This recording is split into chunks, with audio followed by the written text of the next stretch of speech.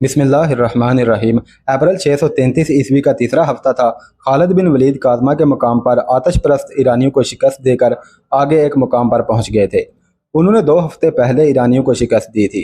ये पहला मौका था कि मुसलमानों ने इतनी बड़ी शहनशाही से टक्कर ली थी। इसकी जंगी कुव्वत से ज़मीन कांपती थी। अमीरुल मोमिनीन अबू बकर सिद्दीक रज़ी अल्लाह तआला अन्हु ने कहा था कि अभी हम इतनी बड़ी ताकत से टक्कर लेने के काबिल नहीं हैं, लेकिन उन्होंने ये भी महसूस कर लिया था कि टक्कर लेना नागुज़ीर हो गया है, वरना ज़रतश्त मदीना पर चढ़ दौड़ेंगे। उनके अज़ाइम ऐसे ही थे। वो मुसलमानों से नफ़रत करने वाले लोग थे और अपनी बादशाही में मुसलमानों पर बहुत जुल्म करते थे। अमीरुल मोमिनीन ने खालिद बिन वलीद रज़ी अल्लाह तआला अन्हु को यमामा से बुलाकर ज़रतश्तों के खिलाफ भेजा था। खालिद बिन वलीद को रसूल करीम सल्लल्लाहु अलैहि वसल्लम ने सैफुल्लाह का खिताब अता फरमाया था। अब खलीफा अव्वल अबू बकर सिद्दीक ने भी कहा था, अल्लाह की तलवार के बगैर हम फारस की बादशाही से टक्कर नहीं ले सकते। खालिद बिन वलीद ने भी ये साबित कर दिया था कि वो अल्लाह की तलवार हैं। फारस की शहनशाही की गद्दी मदाइन में थी। फारस का शहनशाह उर्द शेर मदाइन में शहनशाहों की तरह तख्त पर बैठा था।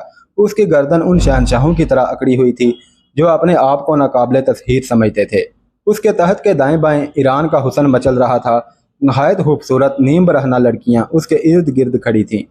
वो तहत से उठने ही लगा था कि उसे इत्तला दी गई कि उबला के महाल से कासद आया है, फौरन बुलाओ। उर्द शेर ने शहाना रऊनत से कहा। इसके सिवा वो और क्या खबर लाया होगा कि हरमज ने मुसलमानों को कुचल डाला है। क्या हैसियत है अरब के उन बदबुओं की जिन्होंने खजूर और जौ के सिवा खाने की कभी कोई चीज़ नहीं देखी। कासद दरबार में दाखिल हुआ तो उसका चेहरा और उसकी चाल बता रही थी कि वो अच्छी खबर नहीं लाया। उसने एक बाजू सीधा ऊपर किया और झुक गया। सीधे हो जाओ, उर्द शेर ने फातिहाना लहजे में कहा। हम अच्छी खबर सुनने के लिए इतना इंतज़ार नहीं कर सकते। क्या मुसलमानों की औरतों को भी पकड़ा गया है? बोलो, तुम खामोश क्यों हो? जरदश्त की हज़ार रहमत तहत फारस पर। कासद ने दरबार के आदाब के ऐन मुताबिक कहा। शहनशाह उर्द शेर की शहनशाही, खबर क्या लाए हो? उर्द शेर ने गरज कर उसकी बात काटते हुए पूछा। अली मकाम, हरमज ने कमक मांगी है, कासद ने कहा। हरमज ने कमक मांगी है? उर्द शेर ने चौंक कर और आगे को झुक कर हैरान होकर पूछा। क्या वो मुसलमानों के खिलाफ लड़ रहा है? क्या वो पिसपा हो रहा है? हमने सुना था कि मुसलमान लुटेरों के एक गिरोह के मानद हैं। क्या हो गया है हरमज को? क्या उसने सिपाह को जंजीरों से नहीं बांधा था? दरबार पर सन्नाटा तारी हो गया, जैसे वहां कोई भी ना हो और दरो दीवार चुपचाप हों। शहनशाह फारस की शहनशाही उफक तक पहुंचे। कासद ने कहा, जंजीरें बांधी थीं, मगर मुसलमानों ने ऐसी चालें चली कि यही जंजीरें हमारी सिपाह के पांव की बेड़ियां बन गईं। मदीना वालों की तादाद कितनी है? शहनशाह ने पूछा। बहुत थोड़ी शहनशाह फारस, कासद ने जवाब दिया। हमारे मुकाबले में उनकी तादाद कुछ भी नहीं थी, लेकिन दूर हो जा हमारी नज़रों से। शहनशाह उर्द शेर गरजा और ज़रा सोचकर बोला, कारन को बुलाओ। कारन बिन करयांस ईरानी फौज का बड़ा ही काबल और दलेर सिपा सालार था। वो भी हरमज की तरह लाख दिरहम का आदमी था और हरमज की टोपी की तरह की टोपी पहनता था। इतला मिलते ही दौड़ा आया। कारन, उर्द शेर ने कहा, क्या तुम इस खबर को सच मान सकते हो कि हरमज ने मुसलमानों के खिलाफ लड़ते हुए कमक मांगी है? उर्द शेर ने दरबारियों पर निगाह दौड़ाई तो तमाम दरबारी उठकर खड़े हुए। सब ताजीम को झुके और बाहर निकल गए। उर्द शेर कारन के साथ तन्हाई में बात करना चाहता था। क्या ये कासद मुसलमानों का आदमी तो नहीं जो हमें धोखा देने आया हो? मुसलमान इतनी जुर्रत नहीं कर सकते, कारन ने कहा। मैदान जंग में ज़रा सी गलती पांसा पलट दिया करती है। अगर हरमज ने कमक मांगी है तो इसका मतलब ये है कि उसे कमक की ज़रूरत है और उससे कोई गलती सरजद हो गई है। क्या मुसलमानों में इतनी हिम्मत है कि वो हमारी फौज को पिसपा कर सकें? उर्द शेर ने कहा। उनमें हिम्मत ही नहीं, बेपनाह जुर्रत भी है, कारन ने कहा। वो अपने अकीदे की खातर लड़ते हैं। उबला के इलाके में हमने मुसलमानों को इस कदर जलील करके रखा हुआ है कि वो कीड़े मकोड़ों की सी जिंदगी बसर करते हैं, लेकिन उन्होंने ज़मीन दोज हमले कर करके और शब खून मार मार कर उस इलाके की कई चौकियां साफ कर दी हैं। आज तक उन्होंने जितनी जंगें लड़ी हैं उनमें उन्होंने किसी एक में भी शिकस्त नहीं खाई। हर जंग में उनकी सिपाह खासी थोड़ी ही रही है। उनके पास घोड़ों की भी कमी थी। वो लड़ने वाले थे ही ऐसे, शहनशाह उर्द शेर ने कहा। उनमें कोई भी हमारी फौज का मुकाबला नहीं कर सकता। लेकिन मुसलमानों ने मुकाबला किया है, कारन ने कहा, और हमारा इतना ज़बरदस्त सालार हरमज कमक मांगने पर मजबूर हो गया है। शहनशाह फारस, दुश्मन को इतना हकीर नहीं जानना चाहिए। हमें अपने गरिबान में दयानतदारी से झांकना होगा। फारस की शहनशाही का तूती बोलता था, लेकिन हमें इस हकीकत को नज़रअंदाज नहीं करना चाहिए कि रूमी हम पर गालिब आ गए थे اور ہمیں یہ حقیقت بھی فراموش نہیں کرنی چاہیے کہ ہم رومیوں کا سامنا کرنے سے ہچکچاتے ہیں۔ اس نئی صورتحال کا جائزہ دیانتداری سے لیں۔ شہنشاہ فارس ہرمس نے اگر کمک مانگی ہے تو اس کا مطلب یہ ہے کہ مسلمان اس کے لشکر پر غالب آ گئے ہیں۔ میں نے تمہیں اسی لیے بلایا ہے کہ تم ہی ہرمز کی مدد کو پہنچو۔ اردشیر نے کہا، اگر ہرمز گھبرا گیا ہے تو اس کی مدد کے لیے اگر اس سے بہتر سالار نہ جائے تو اسی جیسے سالار کو جانا چاہیے۔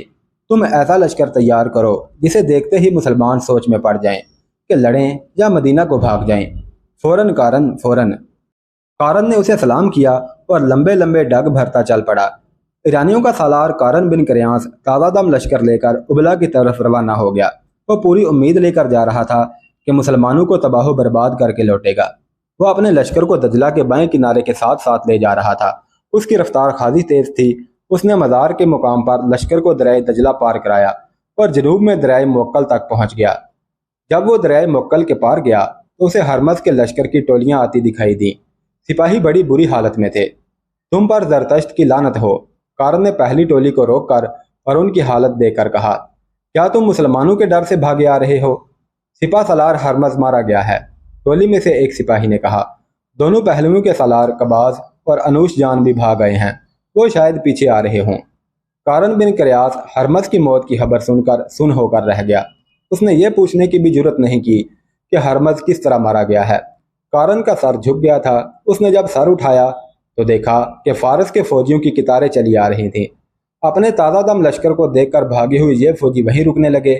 اتنے میں ہرمز کی فوج کے دوسرے سالار قباز اور انوش جان بھی آ پہنچے۔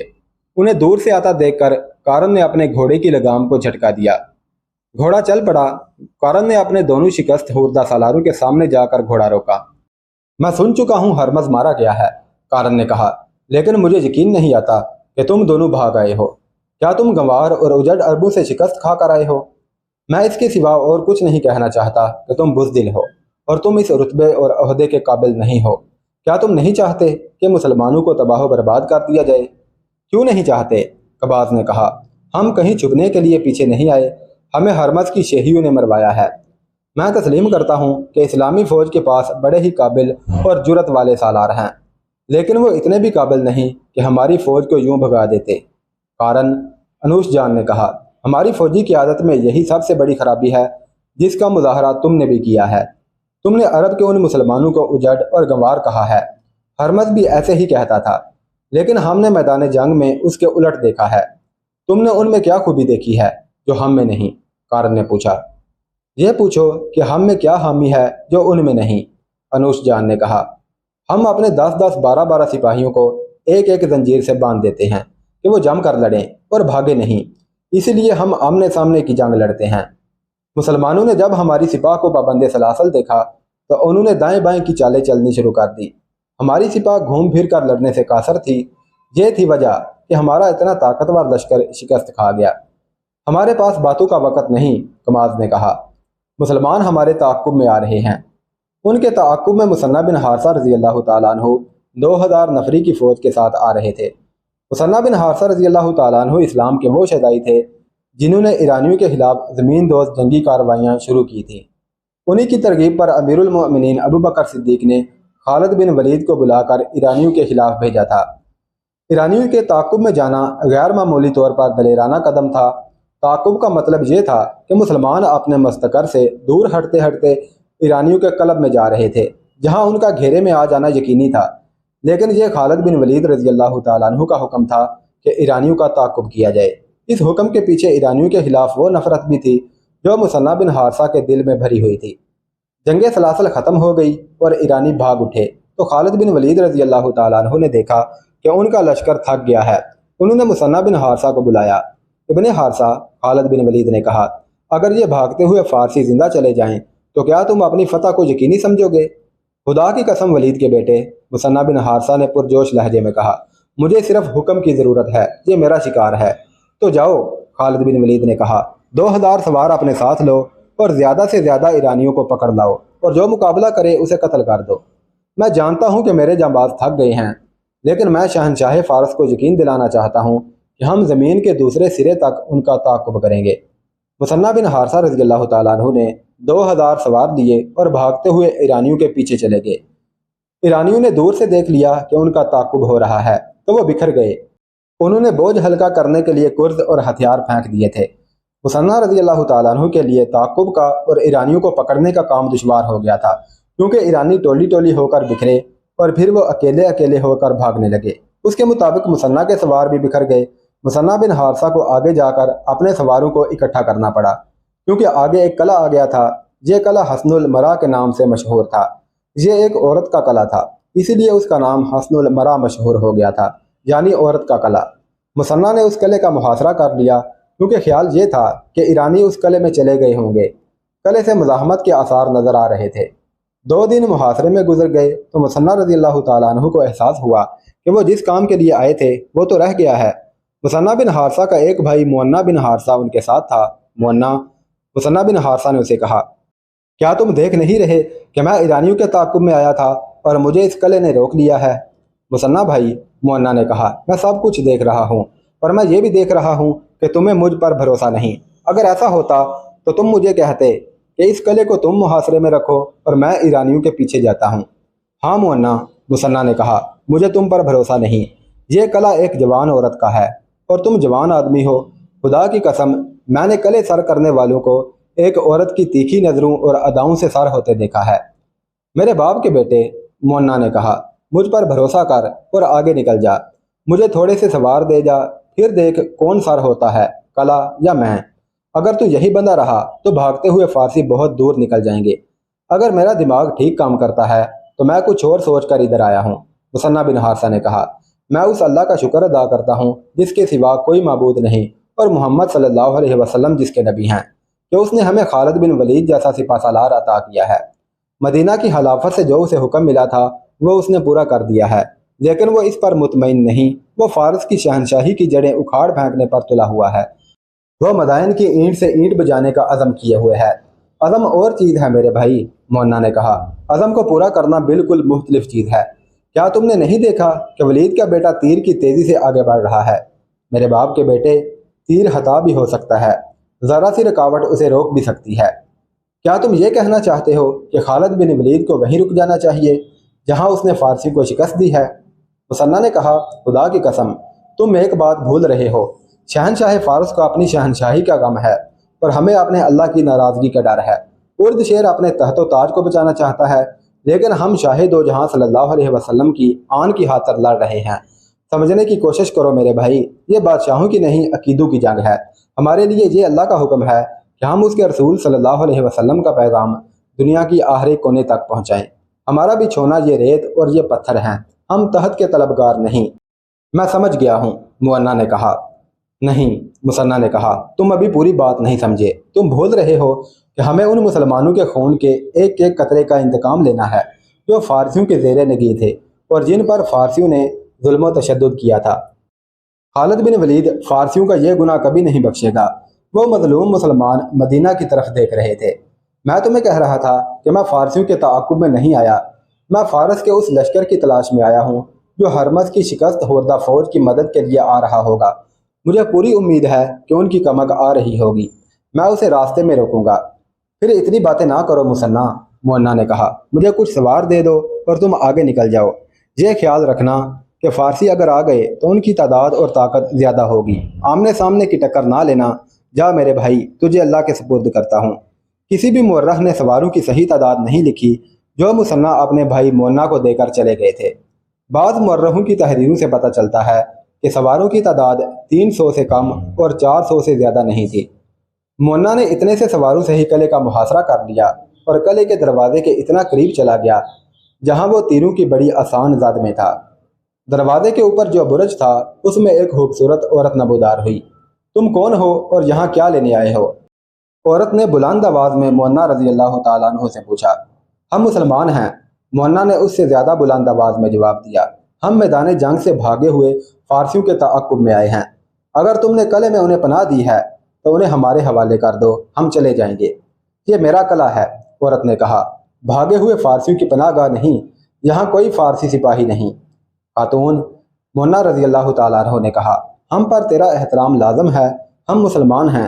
औरत पर हाथ उठाना हम पर हराम है, हाँ वो कलादार ही हो। अगर तुम फारस की जंगी ताकत के डर से उसके सिपाही हमारे हवाले नहीं करना चाहती तो सोच लो कि हम वो हैं जिन्होंने फारस की उस हैबतनाक जंगी ताकत को शिकस्त दी है। ऐसा ना हो कि तुम पर हमारे हाथों ज्यादती हो जाए। हम इस्लाम के उस लश्कर का हरावल हैं जो पीछे आ रहा है। मैंने मुसलमानों का क्या बिगाड़ा है? औरत ने कहा, मेरा कला तुम्हारे लश्कर के रास्ते की रुकावट नहीं बन सकता, तुम्हारा कला महफूज रहेगा। मोन्ना रजी अल्लाह ताला अन्हु ने कहा, शर्त यह है कि कले का दरवाज़ा खोल दो, हम अंदर आकर देखेंगे। तुम्हारे किसी आदमी और किसी चीज़ को मेरे सवार हाथ नहीं लगाएंगे, हम अपनी तसल्ली करके चले जाएंगे।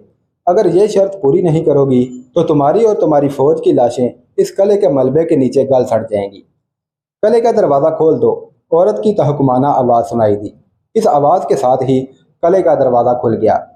मोन्ना रज़ी अल्लाह ताला अन्हु ने अपने सवारों को इशारा किया। 300-400 घोड़े सर पर दौड़ते आए।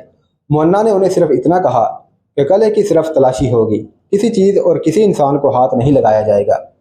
मोन्ना का घोड़ा कले में दाखिल हो गया। उसके तमाम सवार उसके पीछे पीछे कले में गए। मोन्ना ने एक जगह रुक कर कले की दीवारों पर नज़र दौड़ाई। हर तरफ तीर अंदाज खड़े थे। नीचे उसे कहीं भी कोई सिपाही नजर ना आया। मोन्ना रज़ी अल्लाह ताला अन्हु के सवार कले में फैल गए थे। तुमने ठीक कहा था, औरत ने मोन्ना से कहा, मैं फारसियों से डरती हूँ। इस कले में कोई भी ताकतवर लश्कर आएगा तो मैं उसके रहमो करम पर होंगी। मुसलमानों को मैं पहली बार देख रही हूँ और तुम उन्हें सारी उम्र याद रखोगी। मोन्ना ने कहा, खुदा की कसम तुम बाकी उम्र उनके इंतज़ार में गुजार दोगी। मुसलमानों के लिए हुक्म है कि कलों को नहीं दिलों को सार करो, लेकिन कले वालों के दिल कले की दीवारों जैसे सख्त हो जाएं तो फिर हमारे लिए कुछ और हुक्म है। हम जब उस हुक्म की तामील करते हैं तो फारस की ताकत भी हमारे आगे नहीं ठहर सकती। क्या तुमने उन्हें भागते देखा नहीं? क्या वो इधर से नहीं गुजरे थे? कलादार औरत ने जवाब दिया। ज़रा सी देर के लिए यहाँ रुके भी थे। उन्होंने बताया था कि वो मुसलमानों से भाग कर आ रहे हैं। वो 10-12 आदमी थे। मैं हैरान थी कि इतने हट्टे कट्टे सिपाही खौफ से मरे जा रहे हैं। मैं इस पर भी हैरान थी कि वो कौन हैं जिन्होंने फारस के इस लश्कर को इस कदर दहशत ज़दा करके भगा दिया है। तुमने जब कहा कि तुम हो वो लोग जिन्होंने फारसियों को शिकस्त दी है तो मेरी हिम्मत जवाब दे गई। मैंने कले का दरवाज़ा खौफ के आलम में खोला था। मैं तुमसे और तुम्हारे सवारों से अच्छे सलूक की तवक्को रख ही नहीं सकती थी। मुझे अभी तक यकीन नहीं आया कि तुम अपने मुतल्लिक जो कुछ कह रहे हो वो सच कह रहे हो। ये खातून मोन्ना रज़ी अल्लाह ताला अन्हु को उस इमारत में ले गई जहाँ वो रहती थी। वो तो शीश महल था। उसके इशारे पर 2 गुलामों ने शराब और भुना हुआ गोश्त मोन्ना के सामने ला रखा। मोन्ना ने उन चीज़ों को परे कर दिया। हम शराब नहीं पीते, मोन्ना ने कहा, और मैं ये खाना इसलिए नहीं खाऊंगा कि तुमने मुझे एक ताकतवर फौज का आदमी समझकर खौफ से मुझे खाना पेश किया है, इसलिए मैं इसे भी हराम समझता हूँ। क्या तुम मुझे भी हराम समझते हो? उस खूबसूरत और जवान औरत ने ऐसी मुस्कुराहट से कहा जिसमें दावत का तासुर था। हाँ, मोन्ना रज़ी अल्लाह ताला अन्हु ने जवाब दिया, मफ्तूहा औरत को हम शराब की तरह हराम समझते हैं। वो उस वक़्त तक हम पर हराम रहती है जब तक कि वो अपनी मर्ज़ी से हमारे निकाह में ना आ जाए।